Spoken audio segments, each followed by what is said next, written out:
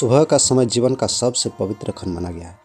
शास्त्र में कहा गया है कि जैसे प्रातःकाल का आगमन होता है, विश्व में एक दिव्य ऊर्जा का संचार होने लगता है। इस समय किए गए मंत्र स्मरण से न केवल मानसिक शांति मिलती है, बल्कि दिन भी सौभाग्यशाली और सकारात्मक बनता है। सकारात्मक सोच से कार्य में सकारात्मकता बढ़ती है और जीवन में सुख समृद्धि का प्रवेश होता है। यही कारण है कि ऋषि मुनियों ने प्रातः मंत्र स्मरण को पारंपरिक रूप से जीवन के सर्वोत्तम आचरण में गिना है। सुबह जागने के तुरंत बाद सबसे पहले अपने हथेलियों का दर्शन किया जाता है। शास्त्र में बताया गया है कि मानव हाथ में ही लक्ष्मी, सरस्वती और गोविंद का निवास है। मंत्र इस प्रकार है: कराग्रे वसति लक्ष्मी, कर मध्ये सरस्वती, कर मूले तु गोविंद, प्रभाते कर दर्शन। यह मंत्र कहता है कि हाथ के अग्रभाग में माँ लक्ष्मी, मध्य में सरस्वती और मूल में भगवान गोविंद विराजते।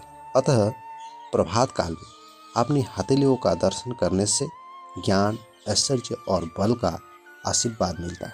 स्नान के बाद त्रिदेव यानी ब्रह्मा, विष्णु, महेश का स्मरण किया जाता है तथा उसके साथ 9 ग्रहों की वंदना की जाती है। सूर्य, चंद्र, मंगल, बुध, गुरु, शुक्र, शनि, राहु और केतु, ये सभी ग्रह हमारे जीवन के कर्मफल और घटनाओं में अपना प्रभाव रखते हैं। उनके स्मरण से दिन मंगलमय होता है, मानसिक संतुलन बढ़ता है और व्यक्ति के कार्य सिद्ध होने लगते हैं।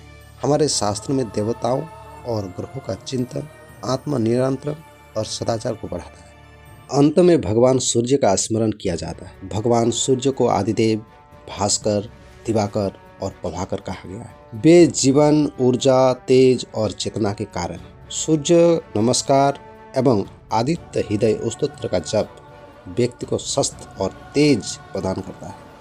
मंत्र है: आदिदेव नमस्तुभ्यं, प्रसीद मम भास्कर, दिवाकर नमस्तुभ्यं, प्रभाकर नमस्तुते। हे आदिदेव, हे भास्कर, मुझ पर कृपा करें। दिवाकर और प्रभाकर को मेरा प्रणाम है। सूर्य पूजा को शौर्य, आयु, बुद्धि और संकल्प शक्ति में वृद्धि का साधन माना गया है। शास्त्र में कहा गया है कि जो व्यक्ति प्रतिदिन इन प्रातः मंत्र का स्मरण करता है, जप करता है, उसके जीवन में पवित्रता, मन में दृढ़ता और कार्य में सिद्धि बढ़ती है। दिन शांतिपूर्ण और सौभाग्यशाली बनता है तथा भीतर से प्रसन्नता उत्पन्न होती है। प्रातः मंत्र केवल उच्चारण नहीं, बल्कि एक दिव्य अनुशासन है जो मनुष्य को प्रकृति, देवत्व और स्वयं से जोड़ता है।